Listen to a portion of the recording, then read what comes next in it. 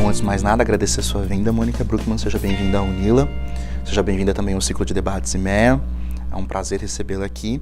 E, bom, eu vou fazer algumas perguntas para você, para a gente poder bater um papo sobre integração e resolver também um pouco das angústias e saber um pouco da sua visão sobre como está a integração regional na América Latina e, mais especificamente, na América do Sul nesse momento.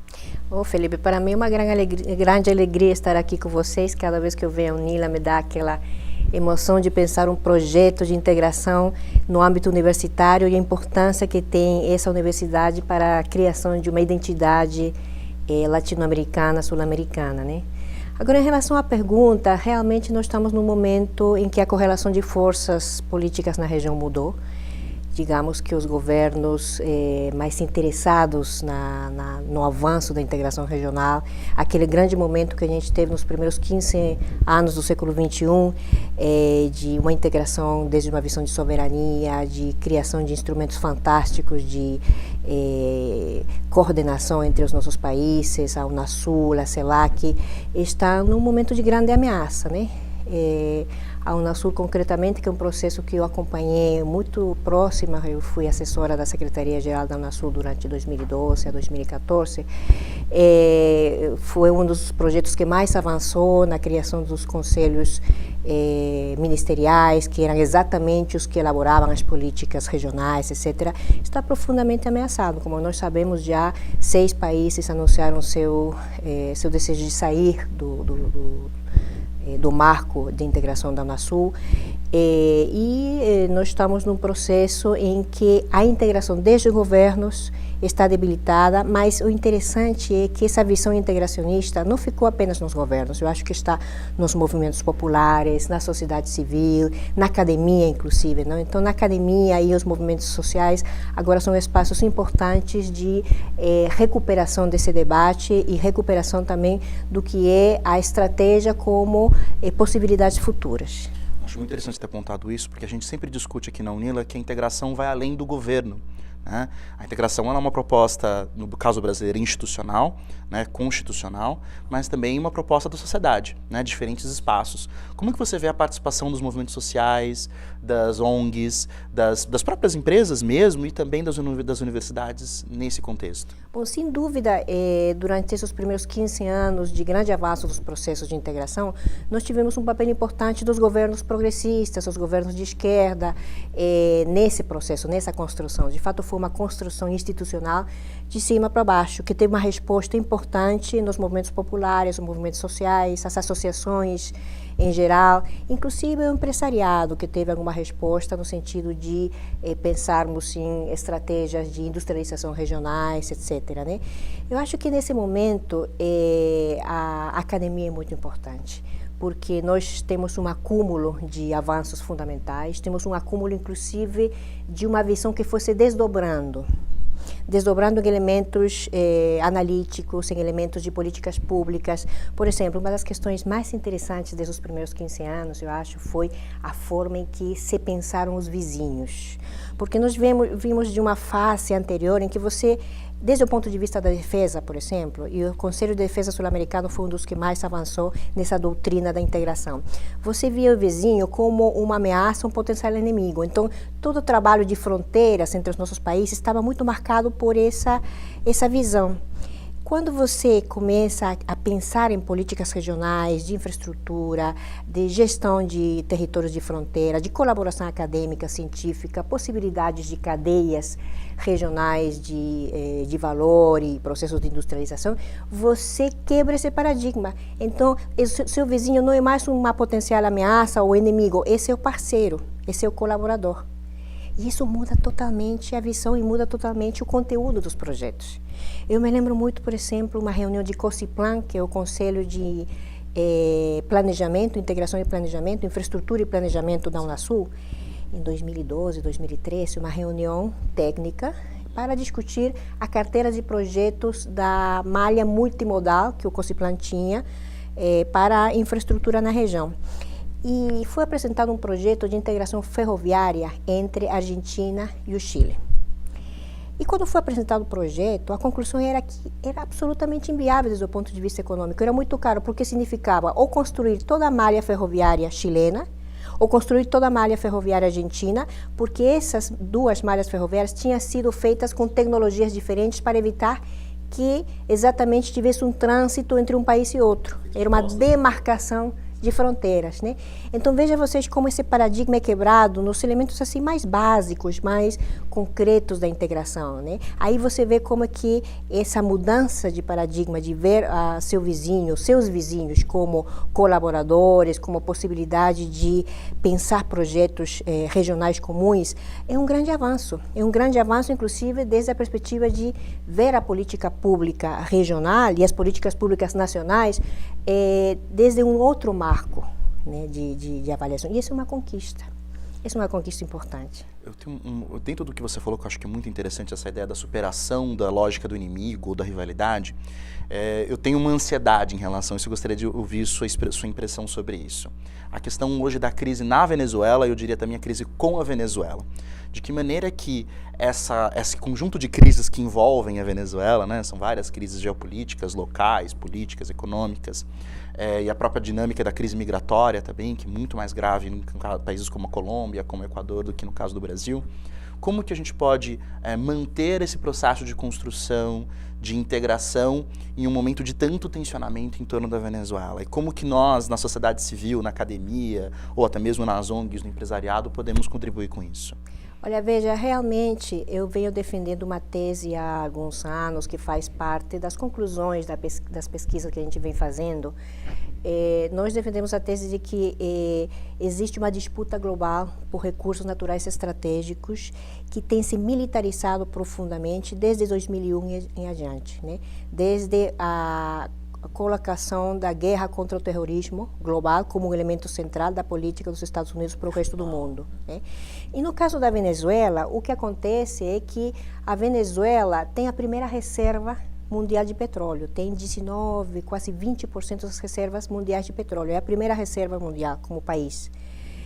E a Venezuela, desde que o presidente Hugo Chávez chegou ao poder, ela sobe a regalia, o royalty, quer dizer, o que o Estado recebe pela exploração de um recurso natural não renovável, como é o petróleo, 33% do que é produzido. Quer dizer, 33% do que a Venezuela produz em boca de poço vai para o Estado venezuelano, para a nação venezuelana.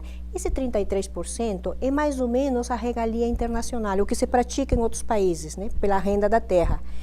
Nos outros países da região, nós estamos em torno de 1%, 2%, 8%, 15%, no caso da Bolívia, por exemplo, que avançou um pouco mais. Então, na verdade, o que acontece na Venezuela é um conjunto de tensões, produto de questões nacionais, mas também um conjunto de tensões, produto de essa disputa por acessar o petróleo como recurso natural estratégico e um investimento muito grande por desestabilizar esse processo. Isso que a gente tem visto desde final do século passado até nesse momento, inclusive pensando em magnicídios e tudo mais, como aconteceu há pouco tempo no caso do presidente Maduro, né? Então nós temos que analisar esse processo, acho que com muito cuidado, né? Porque não é apenas a Venezuela, são um conjunto de tensões que vão se criando nos outros países da região, inclusive no Brasil hoje em dia, nós vemos um processo profundamente marcado por um trabalho de inteligência a partir das redes sociais que estão impactando a opinião pública com tecnologias muito avançadas de criação de elementos psicossociais, de notícias falsas através das redes, multiplicidade de robôs que estão expandindo. Então, é uma política que não pode ser vista do ponto de vista das políticas nacionais. São políticas e estratégias que têm que ver com um reposicionamento geopolítico de alguns países na região. E isso é uma questão importante. Evidentemente que essas tensões impactam fortemente a possibilidade de pensar em processos de integração que possam avançar dinamicamente, mas que, de um lado, são fundamentais, porque o mundo está mudando muito. Os processos de transformação no sistema mundial são muito profundos. A China, já desde 2014, é a primeira economia do mundo. Se a gente mede as economias pelo produto interno bruto, quer dizer, todo o que o país produz em bens e serviços no ano, o PIB, e isso não é o que digo, né? O Fundo Monetário Internacional, desde 2014, já verificou que a China passou em primeiro lugar como a primeira economia do mundo segundo o dólar por um poder ajustado de compra local. Estados Unidos está em segundo lugar. As projeções para 2050 é que a China se mantém em primeiro lugar, a Índia passa ao segundo lugar e os Estados Unidos fica em terceiro lugar. Então, essas mudanças não são apenas mudanças econômicas, são mudanças científicas, tecnológicas, na capacidade de produção de conhecimento local, mudanças geopolíticas fundamentais. E a região está fora desse processo, na medida em que ela abandona a possibilidade da coordenação regional, da integração regional, como um instrumento para se posicionar de maneira diferente no sistema mundial. Nós fomos, durante 500 anos, exportadores de matérias-primas. No momento em que a China emerge como grande demandante de matérias-primas no mercado mundial, no final dos 90, nós poderíamos ter melhorado a nossa condição de troca, condicionado essas exportações para produção local, agregação de valor local, transferência tecnológica. A gente não tem feito isso, né? E quando a gente abandona totalmente os projetos de integração que foram criados em 2008, a Unasul, em 2012, a CELAC, nós estamos abandonando instrumentos fundamentais para que a região possa ter um outro papel nesse processo. Então, deixa eu ver se eu entendi, Mônica. Você está nos dizendo o seguinte, que nesse contexto de uma estrutura muito mais complexa das relações internacionais, onde a gente tem um contexto de mudanças muito rápidas e ascensão de novas potências e novas possíveis ameaças, e um grau também de interferência cada vez maior em diversas questões na América Latina. A resposta que nós precisaríamos dar nesse momento é mais integração, ou seja, seria maior articulação entre os países latino-americanos, não só, e aí, né, perguntando também, não só no nível governamental, mas também no nível subgovernamental, né, subnacional, ou seja, as instituições da sociedade como um todo. Essa seria a melhor resposta para enfrentar um mundo que, ao meu ver, pelo menos está mais violento e mais difícil hoje do que 10 anos atrás ou até mesmo 5 anos atrás? Eu diria, inclusive, que é a única resposta possível, se a gente realmente quer influir, em alguma medida, na tendência dessas mudanças. Do contrário, a gente simplesmente vai sofrer as consequências das mudanças que estão acontecendo com outros atores, né? E aí, por exemplo, o papel que o Brasil tinha nos BRICS era muito importante, porque os BRICS converteu-se numa coordenação supranacional que está impactando nessas mudanças, da emergência da Ásia, da África, na condução no impacto desse processo e das tendências dessas mudanças. Quando o Brasil desacelera a sua participação nos BRICS, desacelera também a participação de toda a região nesse processo. Então, nós estamos abandonando um espaço muito fundamental. Alguns pesquisadores têm dito que a participação brasileira nos BRICS tem se enfraquecido ao longo do tempo, também para o aumento das disparidades entre os membros do grupo. Ou seja, o Brasil estaria ficando para trás, o que a gente ouve muitas vezes na imprensa sobre o tema. Então, deixa eu te perguntar, na sua percepção, a resposta para isso seria aprofundar a integração, como que se essa parceria com os BRICS não fosse uma coisa Brasil, mas sim uma coisa América do Sul, ou seja, a partir do processo de integração regional, a gente tem um outro espaço como região nas relações internacionais e assim poder ter esse espaço também de negociação em relação ao que vem por aí. E de fato foi assim. Antes dessa desaceleração que vem com o governo Temer, em cada reunião que o Brasil tinha no âmbito dos BRICS, o Brasil convidava a países vizinhos, a países parceiros para participar dessa reunião, porque tinha muito claro, eu acho que no entendimento da diplomacia brasileira naquele momento, de que a única forma que o Brasil se posicionasse adequadamente nos BRICS e através dos BRICS nessas mudanças globais era com a participação dos países da região. Então, eu acho que isso é uma coisa fundamental e uma tendência global. Vejam o que está acontecendo, vejamos o que está acontecendo na África. Agora, nos primeiros dias de setembro, a China apresentou aos países africanos o projeto da nova Rota da Seda, One Belt, One Road, que se lança em 2013 e que agora é um grande projeto, um grande corredor de infraestrutura, de intercâmbio comercial, econômico, que está reconfigurando o continente euroasiático, da China à Europa, e agora integra a África. Participaram a maioria dos países africanos para negociar com a China os termos de investimento chinês no continente africano, os termos das exportações africanas para a China. E uma coisa muito interessante, está se recuperando uma ideia de integração pan-africana, que é muito fundamental.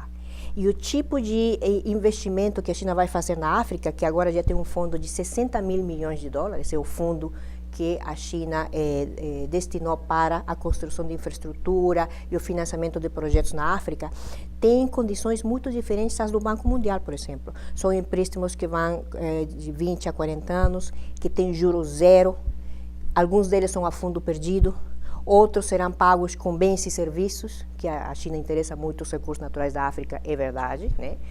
Mas a África está em condições de colocar alguns elementos para negociar esse processo, que tem a ver com devastação ambiental, que a África tem sido muito impactada pela devastação ambiental dos projetos de mineração e de extração de recursos naturais chineses na região. Então tem um outro instrumento muito mais poderoso de negociação a partir da recuperação dessa visão e dessa integração pan-africana em relação à China. Então esse é um exemplo concreto de como a integração regional é um instrumento muito definitivo na forma em que estão se reconfigurando as relações internacionais e essa nova ordem mundial que surge com essa mudança entre o declínio da hegemonia estadunidense e a emergência da China como condutor ou como centro mais dinâmico desse processo novo. Muito bom, muito obrigado, Mônica. Obrigado por ceder o seu tempo, por vir até aqui na UNILA. A gente está muito contente mesmo com a sua presença. E a gente continua conversando agora, né? Porque eu estou muito curioso para te ouvir mais. Obrigado. Um prazer.